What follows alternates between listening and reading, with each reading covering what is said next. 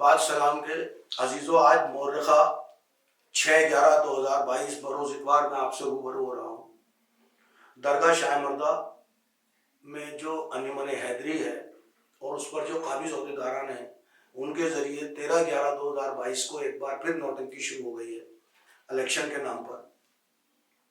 और 12/10/2022 को जब हमें अखबार के ज़रिए पता चला कि इलेक्शन का अनाउंसमेंट कर दिया गया है, तो हमने उस अखबार में दिए गए रिटर्निंग ऑफिसर मिस्टर ओझा के से बार बार व्हाट्सएप पर रब्ता किया, ईमेल के जरिए रब्ता किया और उनसे वोटर लिस्ट मांगी गई, क्योंकि हमें मालूम था कि वोटर लिस्ट है ही नहीं। और मिस्टर जो रिटर्निंग ऑफिसर हैं, उन्होंने भी हमें बार बार यही रिप्लाई किया कि आप अंजुमन हैदरी के दफ्तर से रब्ता कीजिए, मेरे पास कोई वोटर लिस्ट नहीं है।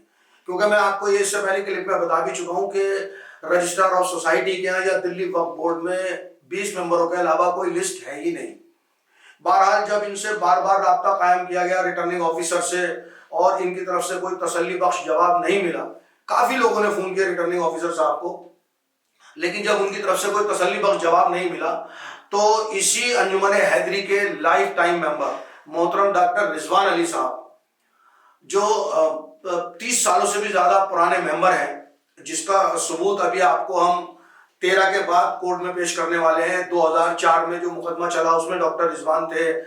2010 में जो अंजुमन हैदरी का मुकदमा हुआ उसमें डॉक्टर रिजवान थे।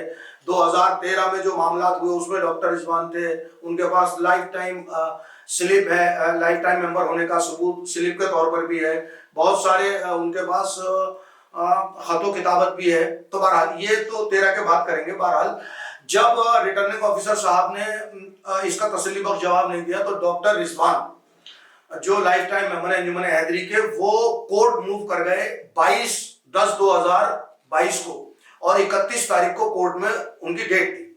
तो कोर्ट में उनकी जो प्रे थी वो ये थी कि मुझे वोटर लिस्ट प्रोवाइड की जाए, क्योंकि वोटर लिस्ट है ही नहीं कोई। ये मैं आपको पहले भी बता चुका हूँ, 20-22 मेंबरों के अलावा कुछ इनके पास मेंबर है ही नहीं। तो इन्होंने एक चालाकी ये करी कि इन्होंने के जो रिटर्निंग ऑफिसर थे मिस्टर ओझा, उनको ही तब्दील कर दिया कोर्ट में, और एक नए रिटर्निंग ऑफिसर जनाब चटर्जी साहब को कोर्ट में पेश किया गया ऑनरेबल हाई कोर्ट में। और उन्होंने कहा कि भाई पिछले रिटर्निंग ऑफिसर किसी मजबूरियों की बिना पर रिजाइन कर गए हैं और आज से मैं रिटर्निंग ऑफिसर इसका अपॉइंट किया गया हूं। तो ये इनकी चालाकियां यारियां मकारियां तो है ही। बहरहाल उस दिन इन्होंने कोर्ट में ऑनरेबल हाई कोर्ट में ये माना कि हमने 275 लोगों की लिस्ट, मेंबरान की लिस्ट दरगाह शाह मर्दा के बोर्ड पर चस्पा कर दी। तो उसके बाद ऑनरेबल हाई कोर्ट ने हमारी जो अपील, हमारी जो प्रे थी वो खारिज करते हुए कहा कि भाई जब आपकी डिमांड पूरी हो गई है, लिहाजा अब आप अगर इलेक्शन में कोई भी गड़बड़ी पाई जाती है तो 13 आफ्टर इलेक्शन 13 के बाद आप मूव कर सकते हैं कोर्ट में। और ये हमें रिलीफ दिया गया हाई कोर्ट से। तो मेरी समझ में ये नहीं आता कि जो 31 तारीख को मिठाइयां तकसीम हो रही थी और वो बम पटाखे छोड़े जा रहे थे, वो अंजुमन हैदरी के जो काबिज और जो ऑनरेबल हाई कोर्ट ने 31/10/2022 को ऑर्डर किया है, वो भी आपको इसी के जरिए दिखाऊंगा। और कोई भी मोमिन मेरे से उसकी हार्ड कॉपी भी ले सकता है।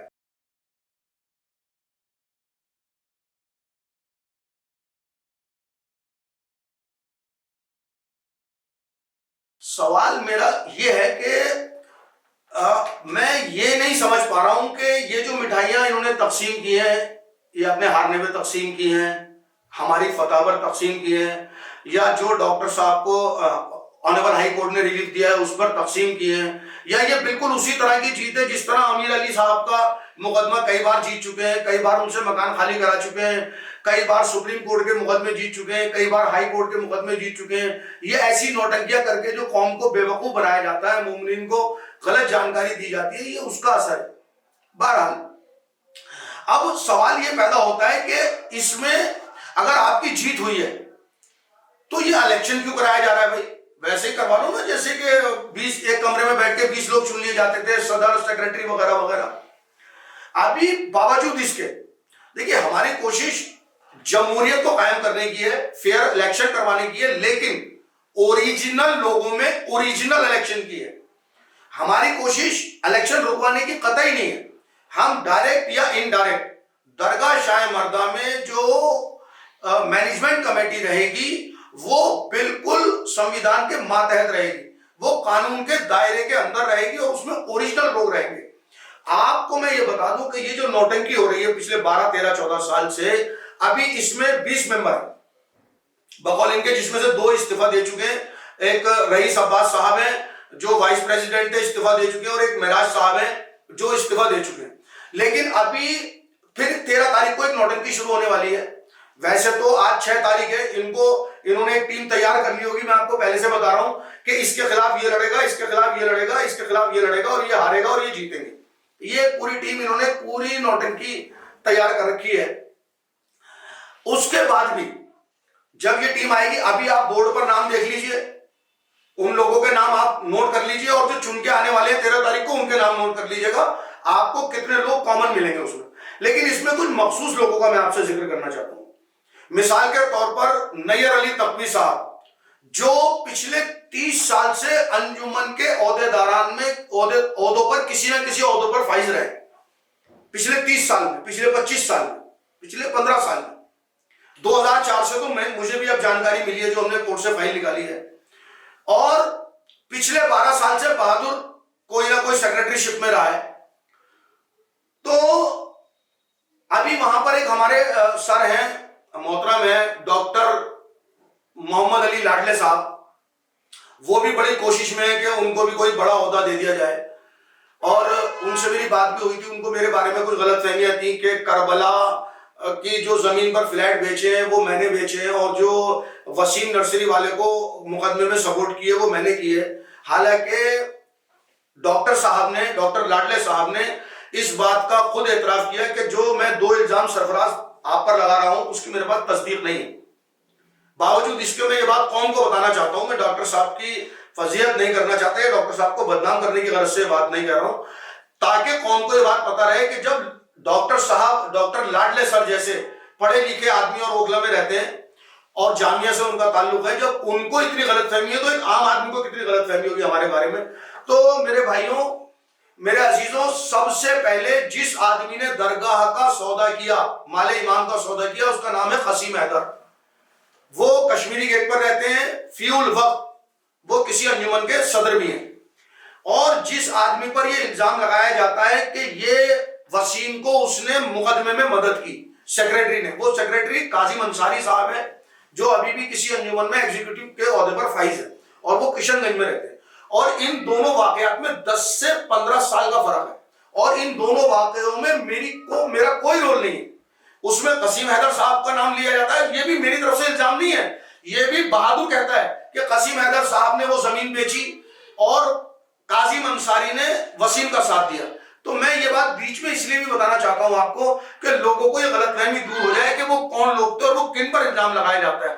और ये वही 2 लोग हैं जिनको अभी अभी पूरी अंजुमन हैदरी, जो काबिज ओहदेदारान बैठे हैं, उन लोगों ने बाकायदा इस्तकबालिया दिया दरगाह में, और उनको शॉल पहनाई गई, फूल मालाएं पहनाई गई, नहारी रोटी खिलाई गई। तो मेरे भाई, जिन्होंने 15 साल पहले माले इमाम गस्ब किया, दरगाह का सौदा किया, फ्लैटों के लिए जमीनें बेची, वहां पर किराएदार का साथ दिया, उन लोगों को आप आज इस्तकबालिया दे रहे हो। दोबारा ये एक अलग टॉपिक था, लेकिन याद आया बीच में, क्योंकि मैं जिस टॉपिक पर फोकस करना चाहता हूं मैं उसी पर बात करता हूं। ये याद आया तो मैंने आपको बताया। अभी जो मैं आपको सबसे पहले मैं वापस अपने टॉपिक की तरफ, इलेक्शन और डॉक्टर साहब की तरफ लाना चाहता हूं। देखिए, 10 तारीख को, यानी कि 10 तारीख के अखबार में इलेक्शन डिक्लेयर होता है, 10/10/2022, और 12 तारीख को इसकी हमें इत्तला मिलती है। 12 से लेकर 17 तारीख तक हम बराबर रिटर्निंग ऑफिसर मिस्टर ओझा के संपर्क में रहते हैं। उनकी तरफ से तसल्ली बख्श जवाब न मिलने की सूरत में 22 तारीख को डॉक्टर रिजवान अली साहब कोर्ट मूव करते हैं, ऑनरेबल हाई कोर्ट की तरफ रुजू करते हैं। 31 तारीख को वहां से ऑर्डर होता है, डॉक्टर साहब को उसमें रिलीफ दिया जाता है। उसके बाद 17 तारीख को हमने रजिस्ट्रार ऑफ सोसाइटी एसडीएम साहब से मुलाकात करके उनको अपनी शिकायत दर्ज कराई, जो अभी आपको मैं स्क्रीन पर दिखाऊंगा।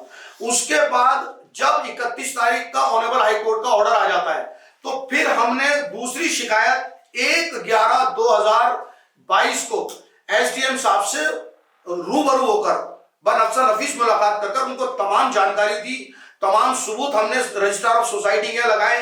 और उसके बाद 1/11/2022 के बाद जब हमने सोसाइटी ऑफ रजिस्ट्रार से मुलाकात की है, रूबरू पेश हुए, तमाम सबूत पेश किए, उसके बाद भी वहां से हमें यही मजबूरी दिखाई गई कि भाई हमारे पास ऐसी कोई पावर नहीं है।